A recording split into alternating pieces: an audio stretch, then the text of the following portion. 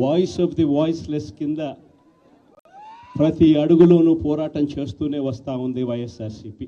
ప్రతిపక్షంలో మనం కూర్చోవడం కొత్త కాదు. ఈ 15 ఏళ్ల మన ప్రయాణంలో 10 సంవత్సరాలు మనం ప్రతిపక్షంలోనే ఉన్నాం.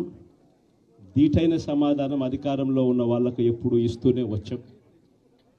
కళ్ళు మూసుకొని కళ్ళు తెరిచేసరికి సంవత్సరం అయిపోయింది. ఇప్పటికే మరో 3 సంవత్సరాలు 4 సంవత్సరాలలో మళ్ళీ ఈసారి వచ్చేది మళ్ళీ వైఎస్ఆర్సీపీ పార్టీనే.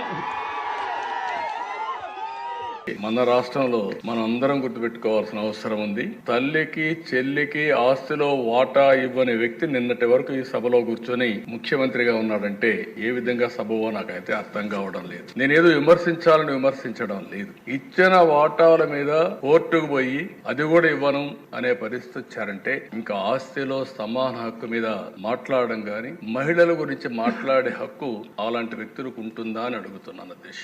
ఎందుకంటే అధ్యక్ష ఈరోజు మనందరం గుర్తుపెట్టుకోవాల్సిన అవసరం ఉంది. రాజకీయాల్లో ఉండే మనం ప్రజలకు జవాబుదారితనం, మనం ఆదర్శంగా ఉండాలి. మనం ఆదర్శంగా ఉండి ప్రజలకు కూడా ఆదర్శమైన విధానాలకు స్ఫూర్తినిచ్చే బాధ్యత మన పైన ఉంది. అలాంటి వ్యక్తులు తల్లికి కూడా నేను వాటాలు ఇవ్వలేదు, లేకుంటే నేను మార్చుకుంటున్నాను, ఇది నా వాటా అని చెప్పే పరిస్థితికి వచ్చారంటే చాలా బాధేస్తుంది. కనీసం సభ్యత ఆ విషయం కూడా మర్చిపోయి ఇలాంటి చేసే పరిస్థితికి వచ్చారు.